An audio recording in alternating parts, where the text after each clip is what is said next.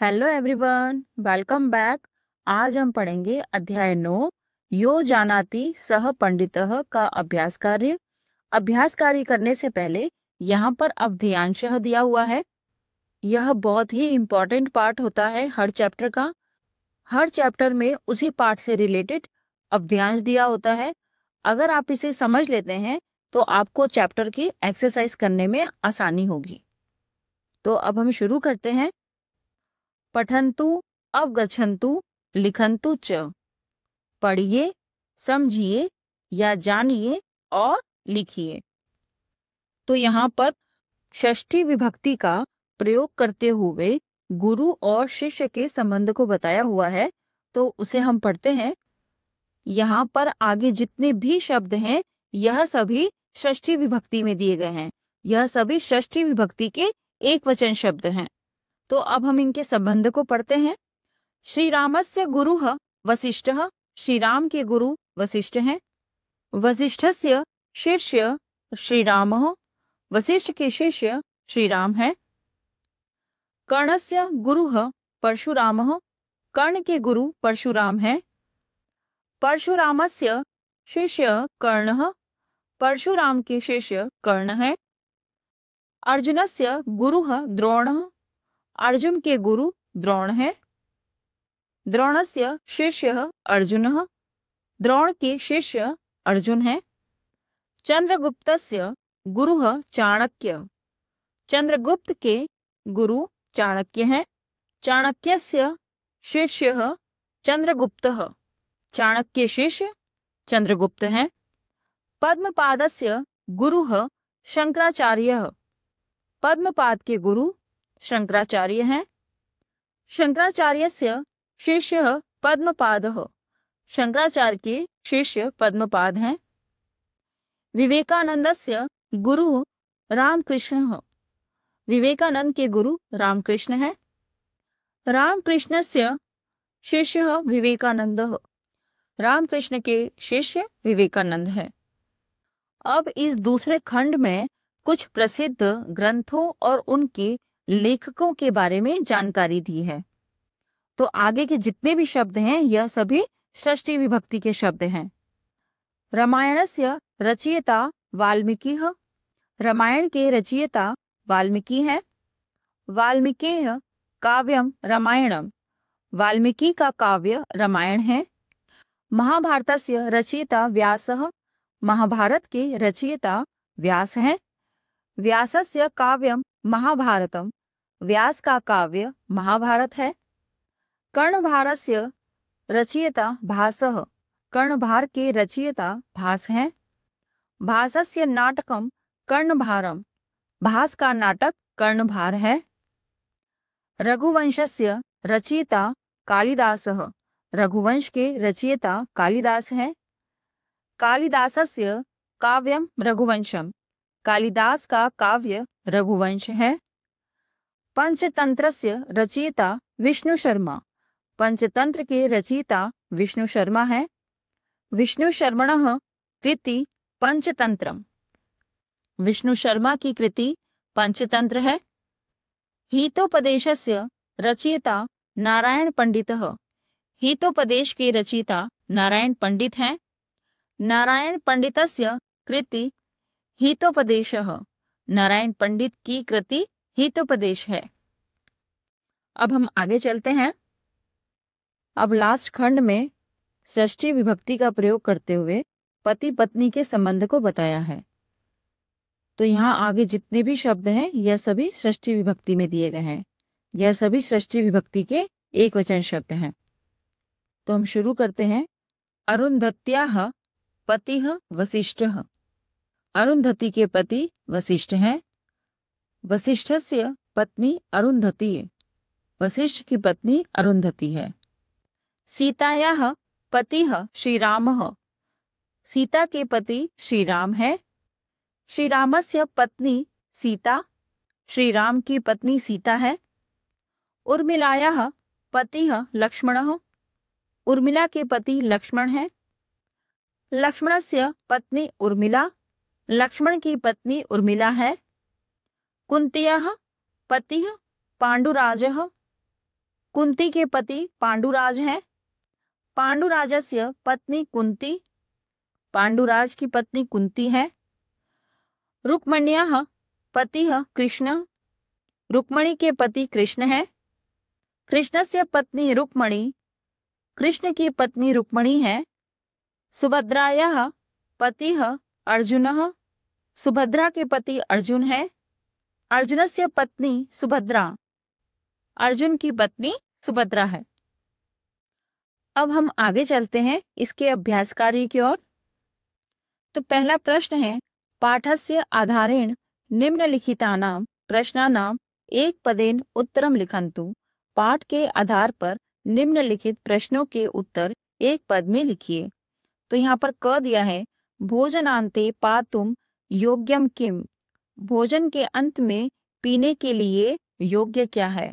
तो इसका आंसर है तक्रम अर्थात छाछ। अब ख है, सर्वदेवानां वंदनीय कः, सभी देवताओं के द्वारा वंदनीय कौन है? तो इसका आंसर है मृत्युंजय, मृत्यु पर विजय पाने वाले भगवान शिव। अब ग है, जयंतः कस्य सूतः, जयंत किसका सूत है? जयंत किसका पुत्र है? तो इसका आंसर है शक्रस्य, शक्र के अर्थात इंद्र देवता के। अब घ है, लंकायां मिलित्वा कस्य पूर्ण रूपम अस्ति, लंका में मिल करके किसका पूर्ण रूप है?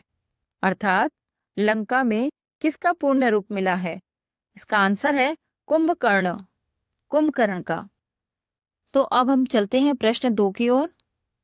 प्रश्न नंबर 2 को पढ़ने से पहले मेरी आपसे एक छोटी सी रिक्वेस्ट है कि अगर आपको ये वीडियो पसंद आए तो प्लीज लाइक करें, चैनल को सब्सक्राइब करें ताकि आने वाले वीडियोस की नोटिफिकेशंस आपको मिलती रहे।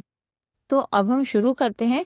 पाठस्य आधारेण निम्नलिखितानां प्रश्नानां पूर्णवाक्येन उत्तरम लिखन्तु। पाठ के आधार पर निम्नलिखित प्रश्नों के पूरे वाक्य में उत्तर को लिखिए। तो यहाँ पर क दिया है, विष्णु पदम कथम प्रोक्तम, विष्णु पदम विष्णु का पद, कथम कैसा, प्रोक्तम कहा गया है, विष्णु का पद कैसा कहा गया है? इसका उत्तर है विष्णु पदम दुर्लभम प्रोक्तम, विष्णु का पद दुर्लभ कहा गया है। यहाँ विष्णु पद का तात्पर्य विष्णु के सानिध्य से है, जो कि बहुत ही मुश्किलों से मिलता है। अब ख है, कस्य आदिः अंतः च न अस्ति, किसका आदि और अंत न है? तो इसका आंसर है नयनम, अस्य पदस्य आदिः अंतः च न अस्ति। नयनम नयन अर्थात आँख, अस्य पदस्य इस पद का आदिः अर्थात आरंभ, अंतः आखिरी, च और न अस्ति न है। इसका मतलब है कि नयन वह शब्द है जिसका पहला और आखिरी अक्षर न है। अब ग है, नरः काश्याम किम इच्छति, नरः मनुष्य काश्याम काशी में किम इच्छति क्या इच्छा करता है, मनुष्य काशी में क्या इच्छा करता है? तो इसका उत्तर है नरः काश्याम मृत्युम इच्छति, नर काशी में मृत्यु की इच्छा करता है। ऐसा माना जाता है जो व्यक्ति काशी में मृत्यु पाता है उसे मोक्ष मिलता है। अब घ है, कुलालस्य गृहे अर्धम किम अस्ति, कुलालस्य गृहे कुम्हार के घर में अर्धम आधा किम अस्ति क्या है, कुम्हार के घर में आधा क्या है? तो इसका उत्तर है कुलालस्य गृहे अर्धम कुंभम अस्ति, कुम्हार के घर में आधा घड़ा है। अब तीसरा प्रश्न है, अधोलिखितानि शब्द रूपाणी पठन्तु अवगच्छन्तु स्मरन्तु च, नीचे लिखे गए शब्दों के रूप को पढ़िए, जानिए और याद कीजिए। तो यहाँ पर शब्द दिए गए हैं, उन शब्दों के यहाँ लिंग दिए गए हैं और उन शब्दों की षष्ठी विभक्ति में तीनों वचनों में उनके रूप दिए गए हैं। तो पहले हम इन शब्दों के लिंग को पढ़ते हैं कि यह कौन से लिंग में आते हैं। तो पहला दिया है अकारांत पुल्लिंगम। अकारांत पुल्लिंगम शब्द वह शब्द होते हैं जिसके अंत में अ की ध्वनि आती है। तो यहाँ पर देखिए, इन सभी के शब्दों के पीछे अ की ध्वनि आ रही है। छात्रः, विद्यालय, सूतः, रामः। तो पहले शब्द को देखते हैं छात्रः। तो छात्र शब्द की षष्ठी विभक्ति में तीनों वचनों में इसके रूप को देखते हैं। तो एक वचन में है छात्रस्य, द्विवचन में है छात्रयोः और बहुवचन में है छात्राणाम, जिसका अर्थ है छात्रस्य एक छात्र का, द्विवचन में छात्रयोः जिसका अर्थ है दो छात्र का, और बहुवचन में छात्राणाम जिसका अर्थ है अनेक छात्रों का या सभी छात्रों का। षष्ठी विभक्ति का प्रयोग का की के अर्थ में किया जाता है। अब देखते हैं विद्यालयः। तो इसका बनेगा एक वचन में विद्यालयस्य, विद्यालययोः, विद्यालयानाम्। सूतः, सूतस्य, सूतयोः, सूतानां। रामः का, रामस्य, रामयोः, रामाणाम। अब यहाँ पर अकारांत स्त्रीलिंगम शब्द दिए गए हैं। अकारांत स्त्रीलिंग शब्द वे शब्द होते हैं जिसके अंत में आ की ध्वनि आती है, जैसे कि सीता, कथा, प्रिया। तो इन स्त्रीलिंग शब्दों की षष्ठी विभक्ति में रूप होंगे। पहला हम देखते हैं सीता का, सीतयाः, सीतयोः, सीतानाम। अब कथा का देखते हैं। एक वचन में कथायाः, द्विवचन में कथयोः और बहुवचन में कथानाम, जिसका अर्थ है कथायाः एक कथा का, कथयोः दो कथाओं का, कथानाम सभी कथाओं का या अनेक कथाओं का। अब तीसरी देखते हैं प्रिया की विभक्ति। प्रियायाः एक वचन में, प्रिययोः द्विवचन में और बहुवचन में है प्रियाणाम। आगे चलते हैं। अब यहाँ इकारांत स्त्रीलिंगम शब्द दिए गए हैं। इकारांत स्त्रीलिंगम शब्द वे शब्द होते हैं जिसके अंत में बड़ी ई की ध्वनि आती है, जैसे कि नदी, देवी।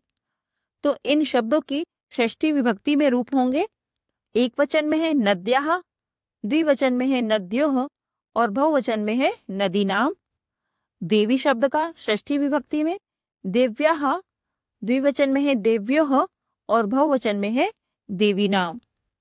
तो इन शब्दों के अर्थ होंगे नद्याः एक नदी का, नद्योः दो नदी का और नदीनाम अनेक नदियों का। अब इसके बाद दिया है अकारांत नपुंसक लिंगम के शब्द। पहला दिया है पुस्तकम। तो इसका बनेगा षष्ठी विभक्ति में पुस्तकस्य, पुस्तकयोः, पुस्तकानाम। अर्थात पुस्तकस्य एक पुस्तक का, पुस्तकयोः दो पुस्तक का, पुस्तकानाम सभी पुस्तकों का। उसी प्रकार उद्यानम शब्द का उद्यानस्य, उद्यानयोः, उद्यानानाम। अब फलम शब्द का दिया है फलस्य, फलयोः, फलानाम। भोजनम शब्द दिया है भोजनस्य, भोजनयोः, भोजनानाम। नपुंसक शब्द वे शब्द होते हैं जो न पुरुष जाति में आते हैं और न ही स्त्री जाति में आते हैं। अब लास्ट में दिया है सर्वनाम पदानि, सर्वनाम शब्द। पहला दिया है अहम, अस्मत् अर्थात मैं। अस्मत् शब्द की षष्ठी विभक्ति एक वचन में है मम, द्विवचन में है आवयोः और बहुवचन में है अस्माकम। मम अर्थात मेरा या मुझको, आवयोः हम दोनों का और अस्माकम हम सबका। उसी प्रकार यहाँ पर दिया है त्वम, युष्मत् शब्द जिसका अर्थ होता है तुम। षष्ठी विभक्ति में इसका एक वचन है तव, द्विवचन है युवयोः और बहुवचन में है युष्माकम। तव का अर्थ होता है तुम्हारा, युवयोः तुम दोनों का, युष्माकम तुम सबका। अब अगला दिया है तत्। जब तत् शब्द का प्रयोग पुल्लिंग जाति के लिए किया जाता है तो इसके शब्द रूप बनेंगे षष्ठ्या विभक्ति में तस्य, तयोः, तेषाम। तस्य का अर्थ होता है उसका, तयोः उन दोनों का और तेषाम उन सबका। उसी प्रकार तत् शब्द का प्रयोग स्त्री जाति के लिए हुआ है तो षष्ठी विभक्ति में उसके शब्द रूप बनेंगे एक वचन में तस्याः, द्विवचन में तयोः और बहुवचन में बनेगा तासाम। तस्याः अर्थात उसका, तयोः उन दोनों का और तासाम उन सबका। अगर तत् शब्द का प्रयोग नपुंसक शब्दों के लिए किया जाता है तो उसका षष्ठी विभक्ति में होगा तस्य, द्विवचन में होगा तयोः और बहुवचन में होगा तेषाम्। अब दिया है एतत् शब्द। एतत् शब्द का प्रयोग जब पुल्लिंग जाति में या पुरुष जाति में षष्ठी विभक्ति के रूप में होता है तो एक वचन में होगा एतस्य, द्विवचन में होगा एतयोः और बहुवचन में होगा एतेषाम्। एतस्य इनका, एतयोः इन दोनों का और एतेषाम् इन सब का। उसी प्रकार एतत् शब्द स्त्रीलिंग जाति के लिए एतस्याः एक वचन में, एतयोः द्विवचन में, एतासाम बहुवचन में, जिसका एक वचन में अर्थ होगा इनका, एतयोः द्विवचन में अर्थ होगा इन दोनों का और एतासाम अर्थात इन सब का। अब नपुंसक शब्दों के लिए एतत् शब्द का प्रयोग होगा षष्ठी विभक्ति में, एतस्य, द्विवचन में होगा एतयोः और बहुवचन में होगा एतेषाम्। एक वचन में इसका, द्विवचन में इन दोनों का, एतेषाम् अर्थात इन सब का। अब प्रश्न नंबर 4 है उदाहरण अनुसारम वाक्यानि लिखन्तु। उदाहरण के अनुसार वाक्य को लिखिए। तो पहला दिया है यथा, जैसे, विद्यालयः छात्रः और लास्ट में दिया है क्रियापद गच्छति। तो इसका वाक्य दिया है विद्यालयस्य छात्रः गच्छति, जिसका अर्थ है विद्यालय का छात्र जाता है। तो यहाँ पर इन्होंने षष्ठी विभक्ति का प्रयोग किया है। तो उदाहरण के अनुसार हमें इन सभी में षष्ठी विभक्ति का प्रयोग करना है। तो पहला दिया है क, द्विचक्रिका चक्रम और लास्ट में क्रियापद दिया है भ्रमति। द्विचक्रिका साइकिल, चक्रम पहिया, भ्रमति घूमता है। तो द्विचक्रिका एक आकारांत स्त्रीलिंग शब्द है जिसकी षष्ठी विभक्ति में एक वचन होगा द्विचक्रिकायाः चक्र भ्रमति, साइकिल का पहिया घूमता है। अब ख दिया है वृक्षः फलम और लास्ट में क्रियापद दिया है खादति। वृक्षः एक अकारांत पुल्लिंग शब्द है जिसकी षष्ठी विभक्ति होगी वृक्षस्य और फलम खादति, जिसका अर्थ होगा पेड़ का फल खाता है। अब ग दिया है छात्रा, यह आकारांत स्त्रीलिंग शब्द है जिसकी षष्ठी विभक्ति एक वचन होगी छात्रायाः, फिर लिखेंगे नाम पृच्छति, तो इसका अर्थ हुआ छात्रा का नाम पूछता है। अब घ दिया है रामः पुस्तकम और आनयति। आनयति का अर्थ होता है लाता है। तो रामः एक अकारांत पुल्लिंग शब्द है जिसकी षष्ठी विभक्ति होगी रामस्य, पुस्तकम पुस्तकम आनयति, रामस्य राम की, पुस्तकम पुस्तक को, आनयति लाता है, राम की पुस्तक को लाता है। अब अणा है मंदिरम शिखरम और लास्ट में दिया है पश्यति। मंदिरम एक अकारांत नपुंसक शब्द है जिसकी षष्ठी विभक्ति होगी मंदिरस्य और शिखरम पश्यति, जिसका अर्थ होगा मंदिर के शिखर को देखता है। अब हम आगे चलते हैं। अब पांचवा प्रश्न है तालिकायां प्रदत्तानां शब्दानां षष्ठी विभक्ति रूपाणि रिक्त स्थानेषु लिखन्तु। तालिका में नीचे दिए गए शब्दों के षष्ठी विभक्ति के रूप रिक्त स्थानों में लिखिए। तो यहाँ पर तीनों लिंग दिए गए हैं। तो पहले हम देखते हैं पुल्लिंग के शब्द जिन्हें हमें षष्ठी विभक्ति में लिखना है। देवः देवस्य अर्थात देवता का, वृक्षः वृक्षस्य अर्थात पेड़ का, द्वारपालः तो इसका होगा द्वारपालस्य द्वारपाल का, स्यूतः अर्थात थैला तो इसका होगा स्यूतस्य थैले का, अनुजः अनुजः का अर्थ होता है छोटा भाई तो षष्ठी विभक्ति में इसका रूप होगा अनुजस्य, अग्रजः अर्थात बड़ा भाई तो इसका होगा अग्रजस्य, पितामह अर्थात दादाजी इसका होगा पितामहस्य अर्थात दादाजी का, मातुलः अर्थात मामा तो इसका होगा मातुलस्य मामा का, प्राचार्यः अर्थात प्रधानाचार्य जो हमारे स्कूल के प्रिंसिपल होते हैं उन्हें प्राचार्य भी कहते हैं तो इसका होगा प्राचार्यस्य, विद्यालयः विद्यालयस्य, पितृव्यः पितृव्यः का अर्थ होता है चाचा तो इसका होगा पितृव्यस्य चाचा का। अब हम देखते हैं स्त्रीलिंगम के शब्द षष्ठी विभक्ति में। रमा रमायाः अर्थात रमा का, छात्रा, छात्रायाः, छात्रा का। दोला, दोला का अर्थ होता है झूला, तो इसका होगा दोलायाः, झूले का। उपासना, उपासनायाः, उपासना का। पुस्तिका, पुस्तिकायाः, पुस्तिका का। भातृजाया, भातृजाया का अर्थ होता है भाभी, भातृजायायाः अर्थात भाभी का। अग्रजा, अग्रजा का अर्थ होता है बड़ी बहन, तो इसका होगा अग्रजायाः, बड़ी बहन का। स्नुषा, स्नुषा का अर्थ होता है पुत्र वधू, तो इसका होगा स्नुषायाः। लेखनी, लेखनी का अर्थ होता है पेन, तो इसका बनेगा षष्ठी विभक्ति में लेखनियाः। पत्नी का होगा पत्नियाः। पुत्री, तो पुत्री का षष्ठी विभक्ति में होगा पुत्रियाः, पुत्री का। अब हम इसके नपुंसक शब्दों को देखते हैं षष्ठी विभक्ति में।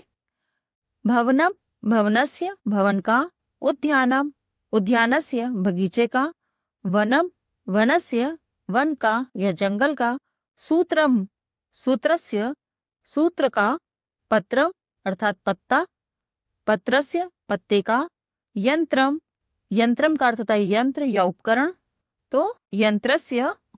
वातायनम अर्थात खिड़की, तो इसका होगा वातायनस्य, खिड़की का। पुष्पम, फूल, तो इसका होगा पुष्पस्य।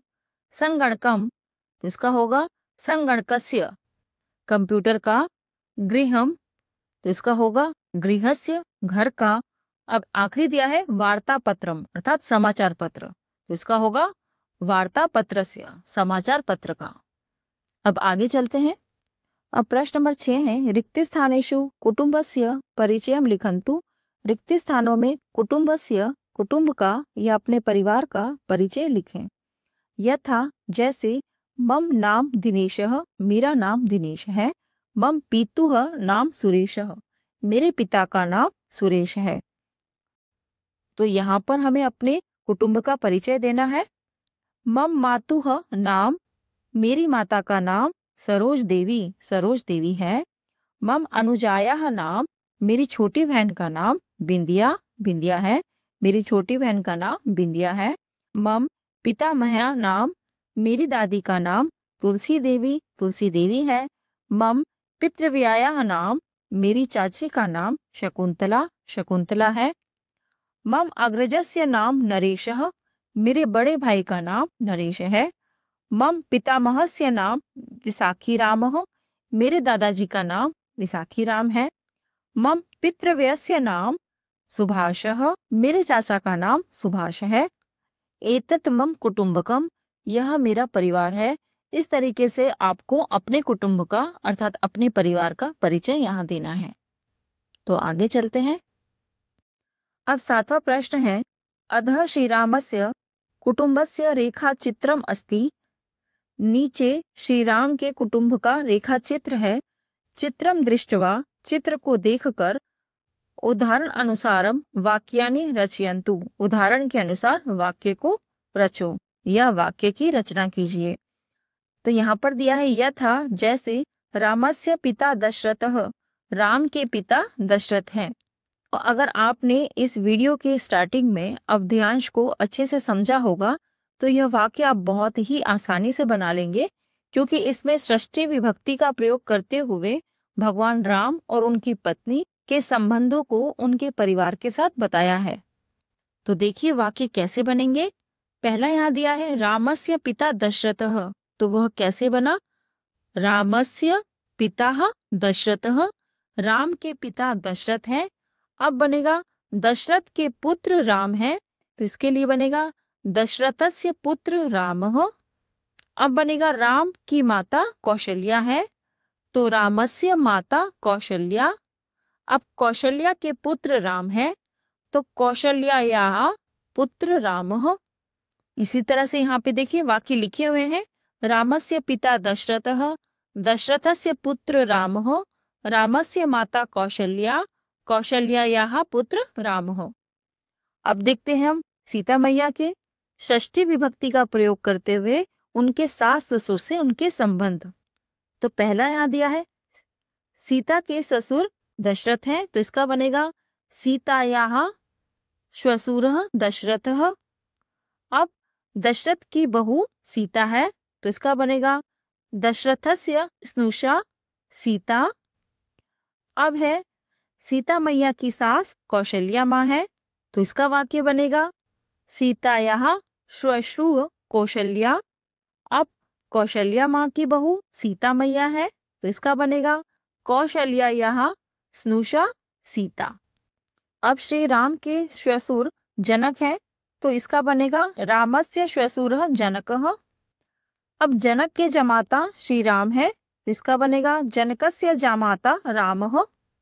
अब राम की पत्नी सीता है, तो लिखेंगे रामस्य पत्नी सीता। उसी प्रकार सीता के पिता जनक हैं, तो बनेगा सीताया पिता जनकः। अब जनक की पुत्री सीता है, तो बनेगा जनकस्य पुत्री सीता। अब सीता के पति श्री राम है, तो इसका बनेगा सीतायाः पतिः रामः। अब श्री राम की सास सुनैना है, तो इसका बनेगा रामस्य श्वश्रुः सुनैना। अब सुनैना के जामाता श्री राम है, तो इसका बनेगा सुनैनायाः जामाता रामः। अब सीता की माता सुनैना है, तो बनेगा सीतायाः माता सुनैना। अब सुनैना की पुत्री सीता है, तो बनेगा सुनैनायाः पुत्री सीता। अब श्री राम के छोटे भाई लक्ष्मण हैं और लक्ष्मण के बड़े भाई श्री राम हैं, तो इसका बनेगा रामस्य अनुजः लक्ष्मणः लक्ष्मणस्य अग्रजः रामः। उसी प्रकार लक्ष्मण की भाभी सीता है और सीता के देवर लक्ष्मण हैं, तो इनके वाक्य बनेंगे सीतायाः देवरः लक्ष्मणः लक्ष्मणस्य भातृजाया सीता। राम के पुत्र लव है और लव के पिता राम है, तो इसका बनेगा रामस्य पुत्रः लव लवस्य पिता रामः। उसी प्रकार सीता के पुत्र लव है, तो बनेगा सीतायाः पुत्रः लव।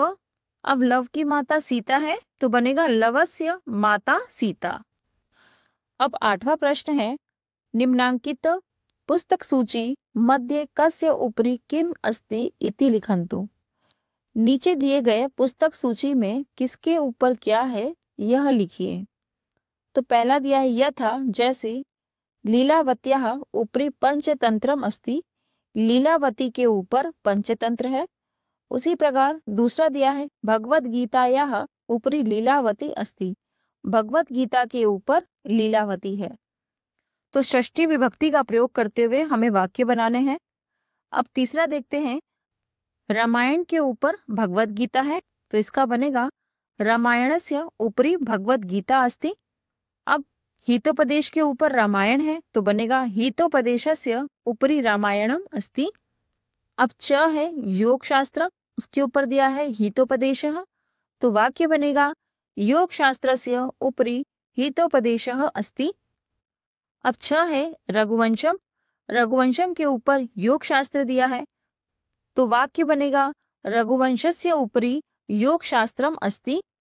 अब ज दिया है मनुस्मृति, मनुस्मृति के ऊपर रघुवंशम है, तो वाक्य बनेगा मनुस्मृत्याः या मनुस्मृति है उपरि रघुवंशम अस्ति, मनुस्मृति के ऊपर रघुवंशम है। अब अगला दिया है अमरकोश, अमरकोश के ऊपर मनुस्मृति ही की पुस्तक है, तो वाक्य बनेगा अमरकोशस्य उपरि मनुस्मृति अस्ति। अब अन्य दिया है अष्टाध्यायी, अष्टाध्यायी के ऊपर अमरकोश है, तो इसका बनेगा अष्टाध्याय्याः उपरि अमरकोशः अस्ति। अब ट है महाभारतम, महाभारतम के ऊपर अष्टाध्यायी है, तो वाक्य बनेगा महाभारतस्य उपरि अष्टाध्यायी अस्ति। अब अर्थशास्त्र के ऊपर महाभारतम है, तो लिखेंगे अष्टशास्त्रस्य उपरि महाभारतम अस्ति। तो यह था अध्याय 9 यो जानाति सह पंडितः का अभ्यास कार्य। अगर आपको यह वीडियो पसंद आया हो तो प्लीज लाइक करें, चैनल को सब्सक्राइब करें। Thank you, bye.